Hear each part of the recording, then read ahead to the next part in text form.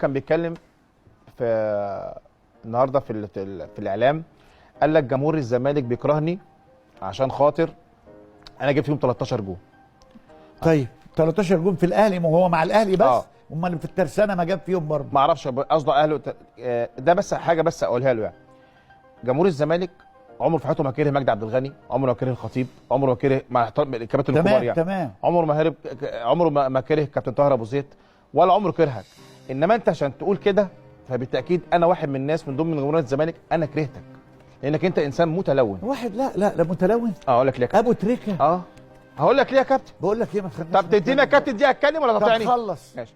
حضرتك اتكلم على ابو تريكه. ابو تريكه كابتن الوحيد في الفتره دي قال لك مش هلعب غير ما نجيب حق الاحداث اللي حصلت دي، صح؟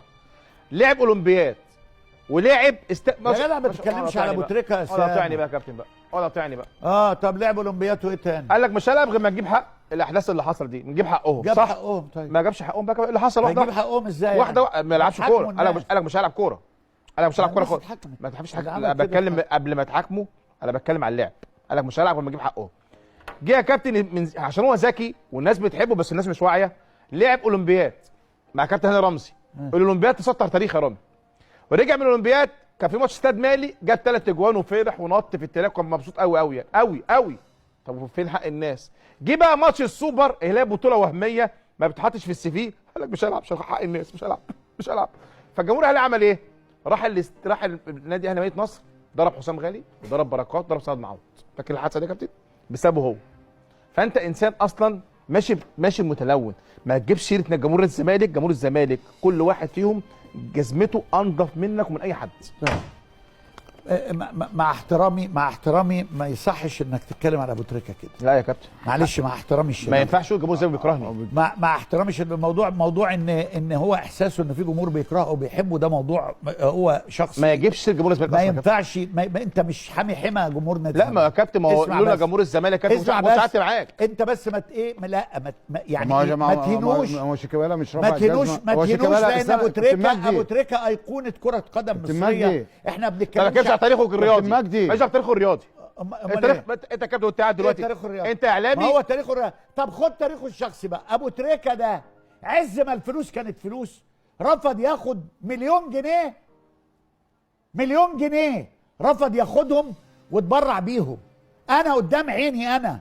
ابو تريكه ده كان مشير طنطاوي الله يرحمه كان بيتمنى يسلم عليه، لما حصل لا ده موضوع بقى يسلم عليه. في قصه ثانيه بقى. ما خلاص، ما هو الراجل قاعد وخلاص وما بيجيش عشان خاطر القصص بقى والحكايات. ما علينا. انت تقعد انت تقفل لنا البرنامج. الله ليه؟ متشكرين يا عم رامي. لا انا اعلق على اسامه بس في ابو تريكه قيمه كبيره في الكره المصريه يا اسامه. احنا بنتكلم ككوره، مالناش دعوه بقى حاجه ثانيه بقى. انت دخلتنا في قصص ليه انت؟ طب ما حصل برضو مره من شيكابالا رفع الجزمه على جمهور النادي الاهلي. غلط طبعا برضو. لكن لا، ابو تريكه قيمه كبيره في الكره المصريه.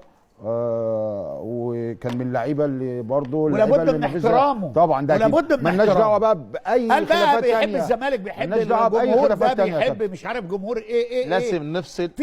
في تصريحات كتيره بتطلع من ناس ومحدش بيعلق عليها. لازم نفصل بين يعني دلوقتي كابتن حسام حسن ده مش نجم كبير؟ دلوقتي مدرب ولا نجم؟ مدرب. طيب نفس الكلام، لازم تاريخ ابو تريكه في الكوره لا يعلى عليه. انا بتكلم في اللي قاله على جمهور الزمالك. هو ما قالش حاجه على جمهور الزمالك، قال لك ما بيحبنيش عشان جبت فيه جوان. ايه دي يعني؟ قال لك جمهور الزمالك تعبتك دي يعني. جمهور الزمالك بيكرهني. انت ليه داخل جمهور الزمالك اصلا؟ لا هو يا اخي هو ممكن يكون خانوا التعبير. ايه بيكرهني وايه فرقت ايه؟ كان معكم مجدي عبد الغني من ملعب الشمس يا اخي.